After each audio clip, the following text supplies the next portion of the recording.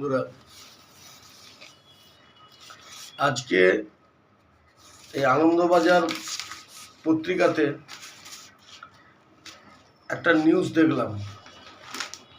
অনেকে বলছেন যে আমরা যোগ্য, যাদের চাকরি চলে গেছে আর কি, যোগ্য অযোগ্যদের মধ্যে যে একটা পার্থক্য তৈরি হয়েছে, যে যোগ্যরা পুনর্বহাল হবে আর অযোগ্যদেরকে তাড়িয়ে দেওয়া হবে।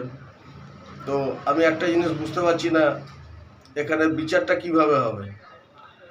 কারণ কে যোগ্য কে অযোগ্য এটা তো বুঝতে হবে। তাহলে সেই বিচারটার এখানে আনন্দবাজার পত্রিকাতে একটা প্রতিবেদনে দিয়েছে। আজকে হচ্ছে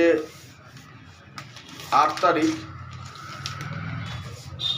8 তারিখে আনন্দবাজার পত্রিকাতে দিয়েছে, চাকরিহারা যোগ্যদের দাবি মৌখিক আশ্বাস নয়, যত তাড়াতাড়ি সম্ভব চাকরিতে পুনর্বহাল করতে হবে। ভালো। সিভিক ভলেন্টিয়ারের মতন শিক্ষকতা মানবেন না, ঠিক আছে, ভালো। যোগ্যদের তালিকা প্রকাশ করে সুপ্রিম কোর্টে তা দাখিল করতে হবে, সেটাও ঠিক আছে।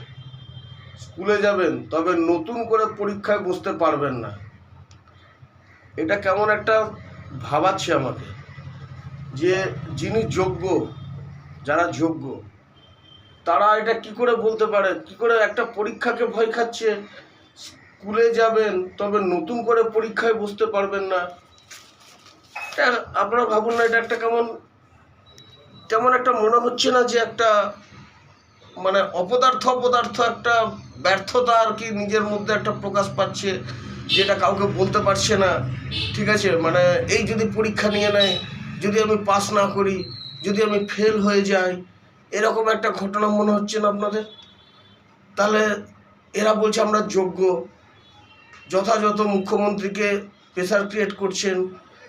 দেখুন, আমি কিন্তু একটা জিনিস, আমি কিন্তু কোনো রাজনৈতিক দলের সঙ্গে সরাসরি যুক্ত নই, কিন্তু যেটা অন্যায় সেটা অন্যায়।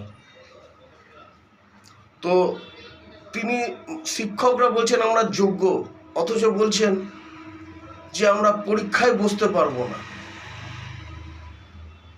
এটা কেমন যেন একটা আমাকে ভাবাচ্ছে। কি জন্য বুঝতে পারবেন না? তার মানে কি ওনারা ভয় পাচ্ছেন?